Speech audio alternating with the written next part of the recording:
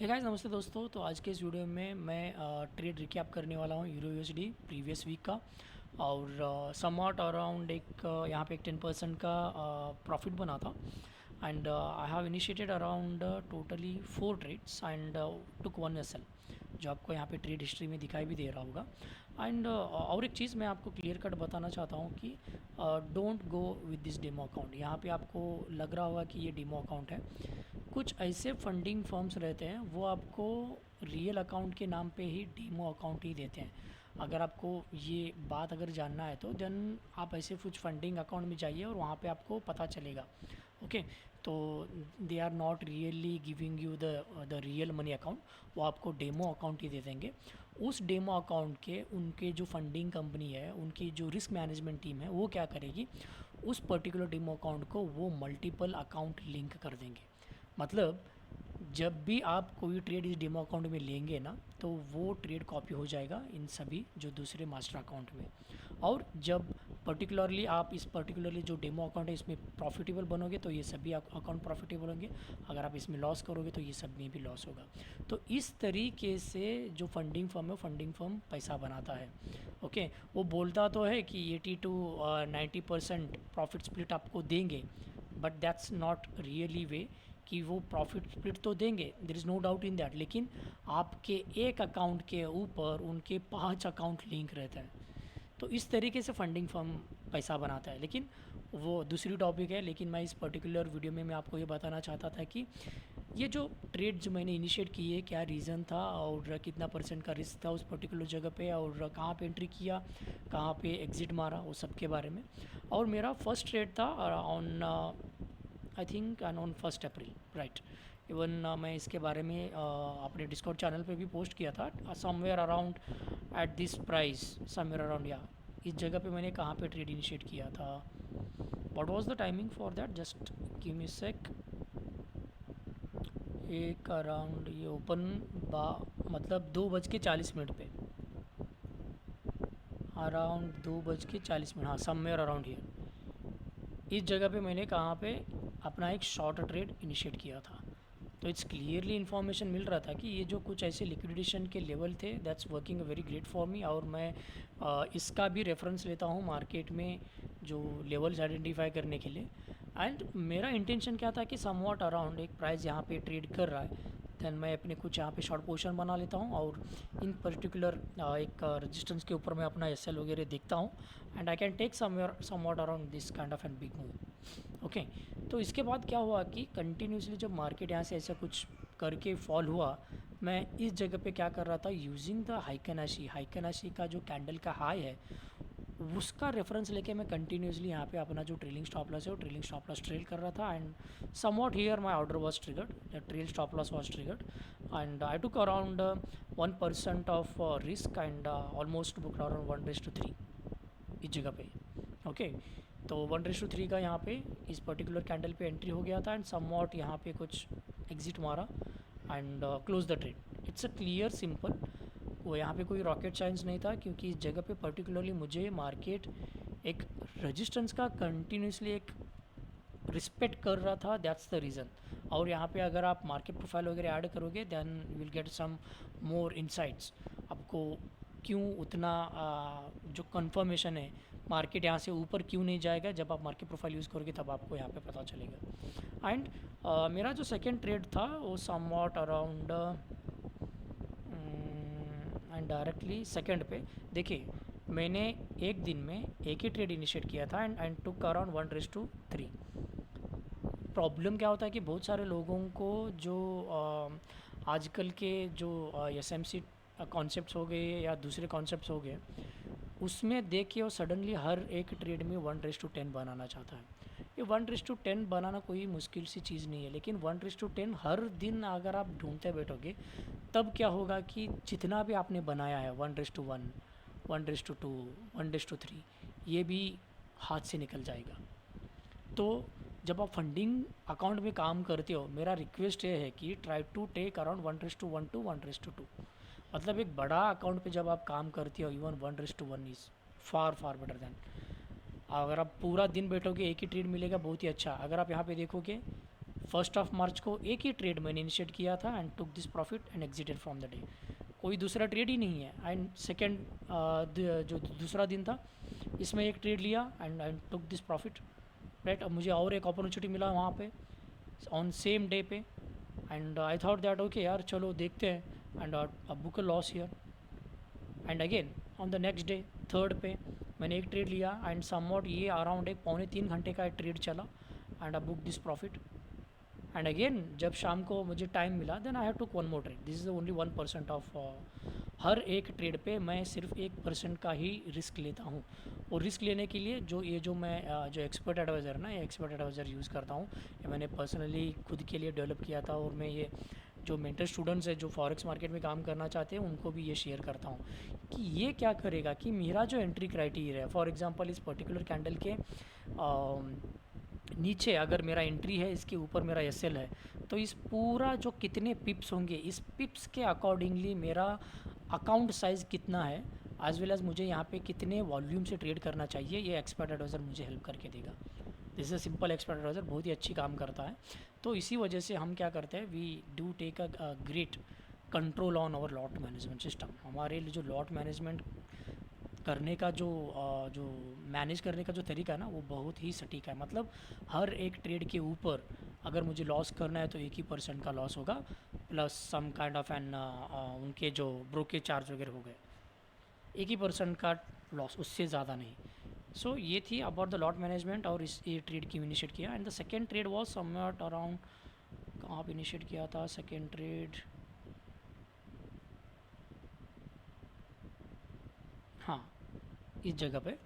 तो इस पर्टिकुलर जगह पे इस पर्टिकुलर कैंडल के ऊपर कुछ इनिशिएट किया था, कुछ 5 पॉइंट पिप्स मतलब पिपेट्स ऊपर, और इस पर्टिकुलर कैंडल के नीचे मेरा एसएल था। इस कैंडल ने मेरा एंट्री ट्रिगर किया and within a fraction of second ये मेरा 1:2 का यहाँ पे जो है ऑर्डर इसने फिल कर दिया। That's a simple okay. यहाँ पे कोई बड़ी रॉकेट साइंस नहीं थी। और इस पर्टिकुलर ट्रेड इनिशिएट करने के लिए मैं जो कॉन्सेप्ट जो यहाँ पे देखा है मैं आपको यहाँ पे बताऊँगा।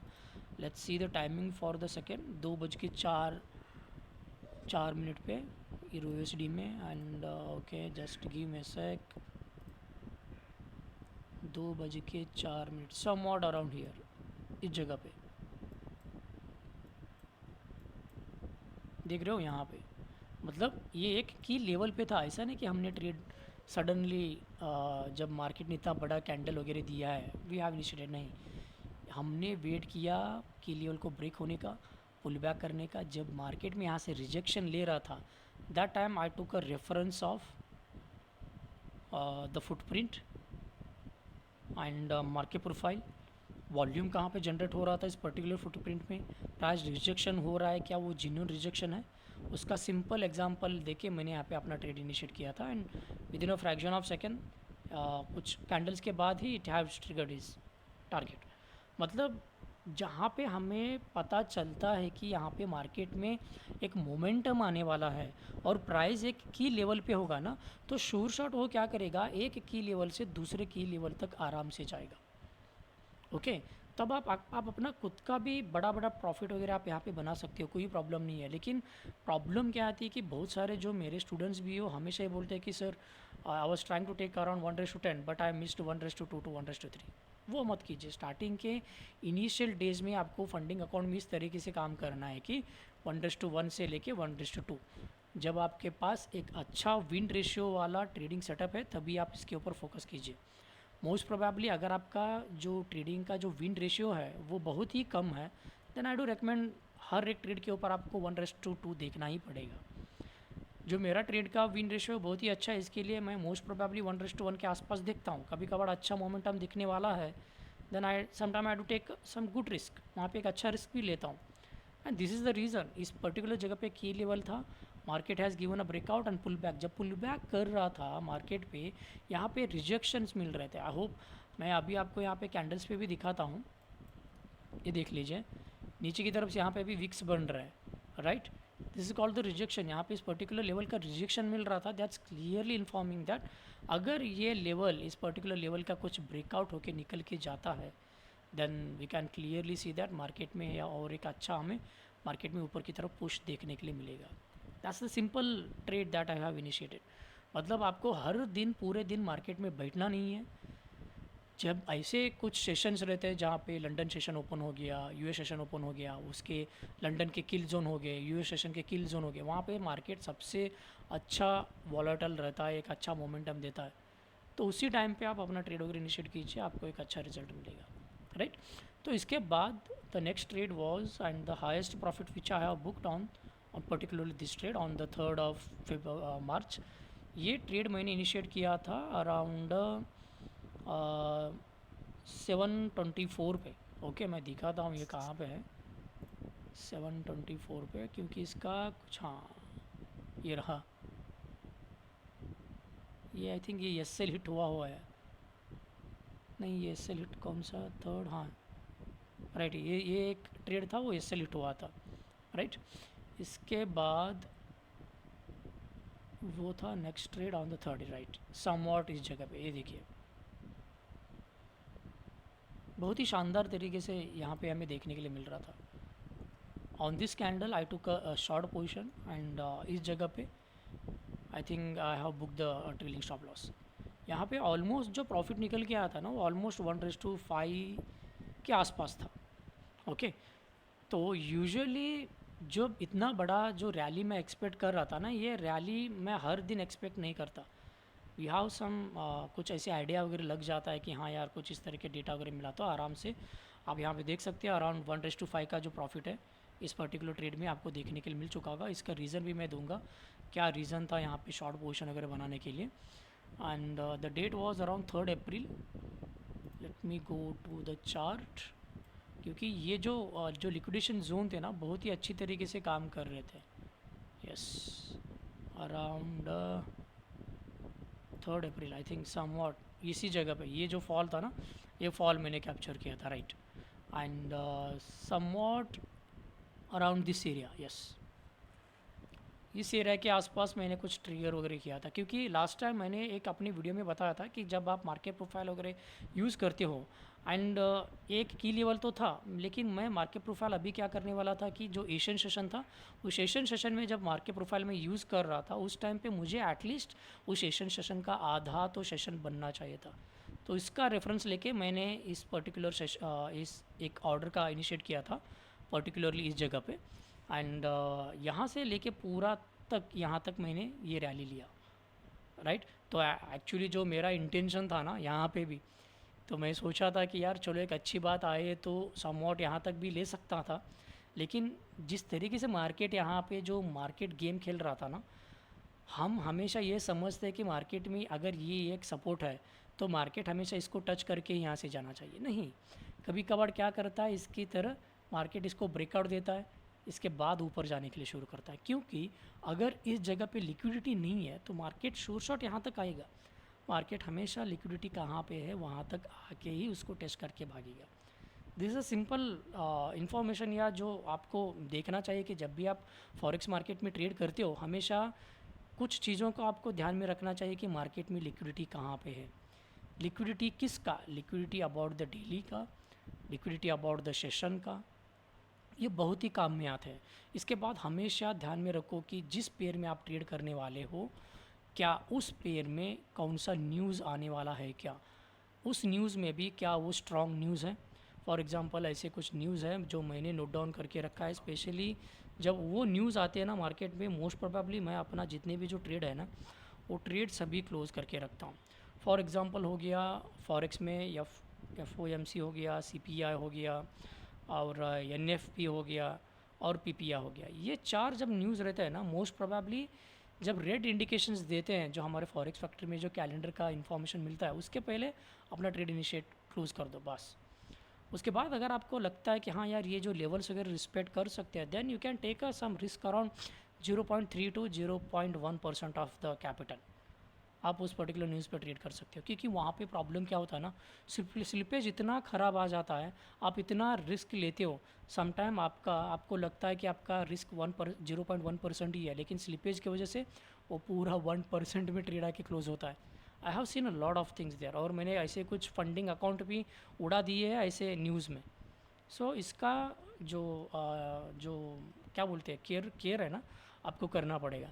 तो यूजुअली जब मैं इस जगह पे कुछ अच्छा इन्फॉर्मेशन मिल रहा था, आई have initiated one more trade with 1% risk. मैंने यहाँ पे सुबह से एक ऑलमोस्ट अराउंड 5% का एक प्रॉफिट बनाया था।